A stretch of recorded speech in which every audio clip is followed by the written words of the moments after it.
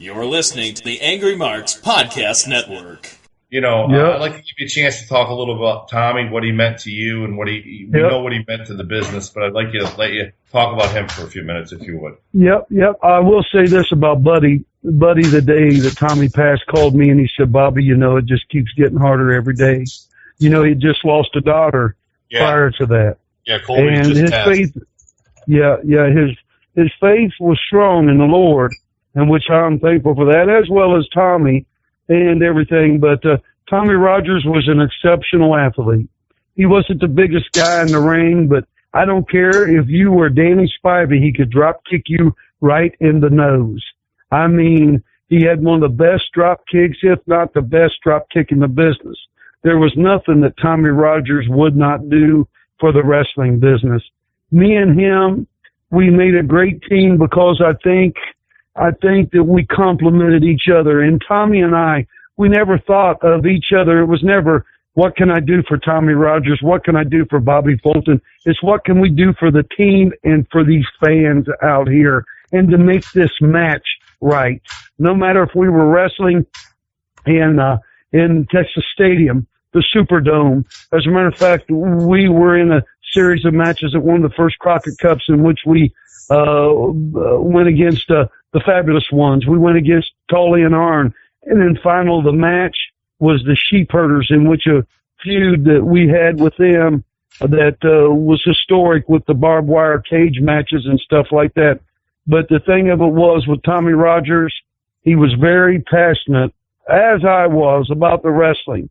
And with that being said, also Tommy, he always dedicated his body to the business. As a matter of fact, I don't know if a lot of people know it, but he had both shoulders replaced.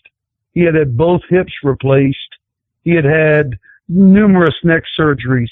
He needed some ankles. And yet, the last 2 years of his life, he worked at a Home Depot on hard concrete floors in Hawaii. Never complained. He had got the Employee of the Year award and everything like that. One of the most humblest guys that you would ever want to meet. And he also had his moments, like we all do. I mean, but with that being said, Tommy Rogers was a brother.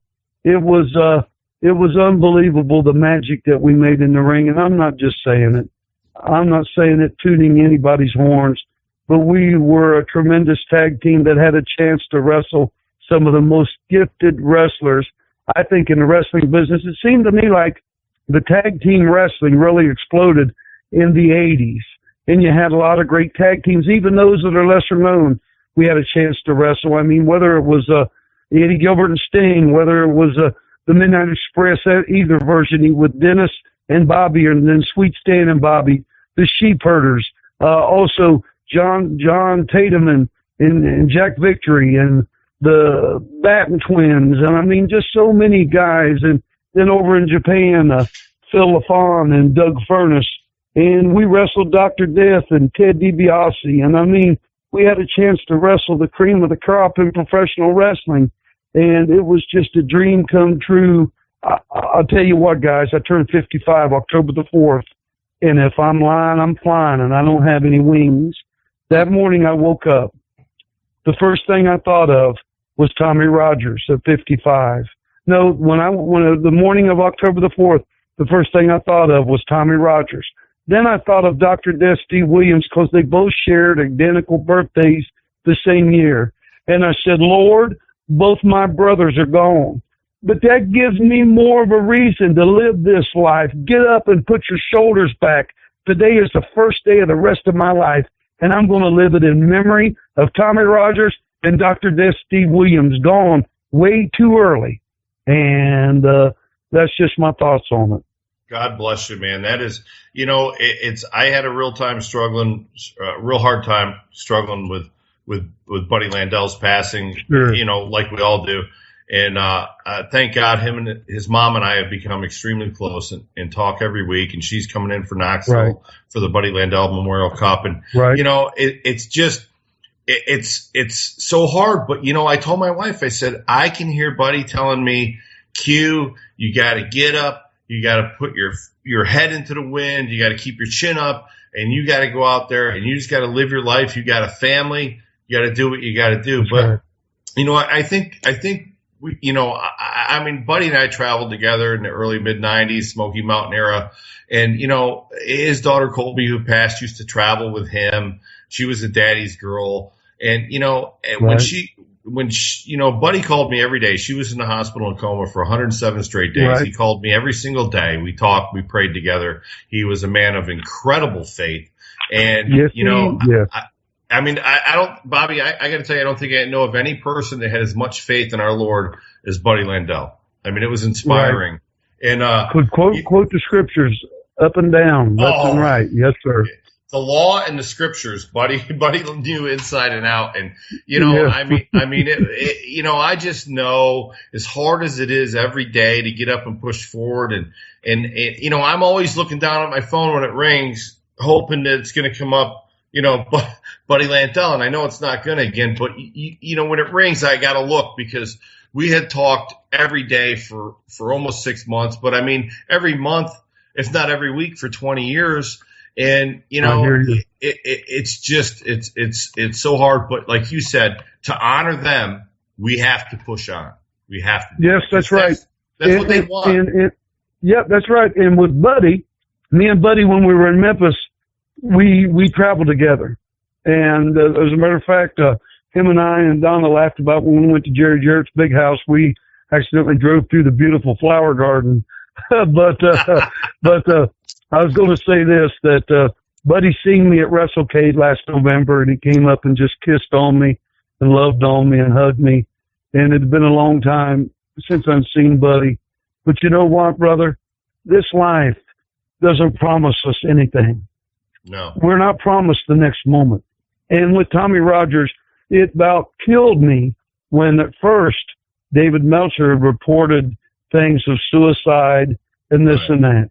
And I can't remember the word of how Tommy died, but I do know that and I don't mean to make anybody sick, but I knew the word, but he more or less regurgitated, choked on it to death in his sleep.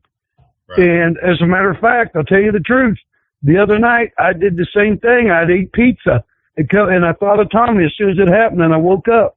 But I'm just going to tell you, see, things like that happen, and we never know. And I didn't mean to make any of y'all sick if you're eating pizza or anything. But you see, things happen like that, guys, and he's not the only person to go that way. But here's what I want to say, is that we never know what the next moment beholds in our life. And it's like I tell my sons about driving, and my dad always told me, it's not you, it's that nut going 90 miles an hour. And I'll never forget driving in Dallas, Texas. One night, Tommy and I was driving 80, 85 miles an hour, and a car blew by us doing 100 and something. Well, all of a sudden, he hit the side of the wall up there in Dallas and started bouncing from side to side. We were doing everything we could to drive to keep from him hitting us. Now, it wasn't because my driving, although I was going fast, but it was his crazy driving. We never know the difference that a moment will bring in our life. And you know, there's so many, like I mentioned to you, Dr. Death, and just so many guys that have passed, and Tommy and Buddy. I called Buddy's cell phone the day he died, and Donna answered the phone. And she said, Bobby, I don't know how to work the phone or what's going on, but Buddy's passed away. I said, what? I couldn't believe it, because I'm like you. You know, the Bible says this life is but a vapor. We're only here for just a little while.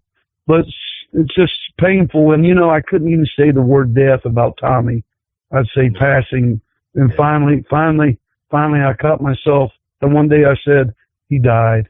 And because so many times, being that we're not in the spotlight, people will recognize me wherever I'm at, like at a store or whatever. Hey, man, you're Bobby Fulton of the Fantastic. Hey, how's Tommy? And I have to say, well, Tommy passed away. And I say, you're kidding me. And then it's, you know how it is. It's the same with Buddy or the rest of these folks that's gone, our brothers, like you said. You see, I'll never forget going to Canada and wrestling for Stu Hart years ago. And that's where I realized that we were a band of brothers. I know there's a either a movie or something like that. But in professional wrestling, it's the truth. And we are to stick together through thick or thin, regardless of the situations, you know. And also a lot of my friends laughed at me when I first broke into business back at Chillicothe, because I pulled back up in my Galaxy 500. I had an alarm clock in there because sometimes I'd be sleeping in my car. You see, how far are you willing to go to make it? Are you willing to just try? You're never going to make it because all you do is try. Are you willing to do the best you can? You're never going to make it because you're only going to do the best you can. But are you willing to do whatever it takes within reason to make it? Then you will make it because you're willing to do whatever it takes within reason to go that extra step, that extra mile to be successful in whatever your chosen profession is. And it's just like ours. It's professional wrestling, the greatest sport and business in the world today. You're listening to the Undisputed Wrestling Show at AngryMarks.com, and we are listening to the one and only, the fantastic Mr. Bobby Fulton as he discusses his career and his partnership with the incredible late, great Tommy Rogers.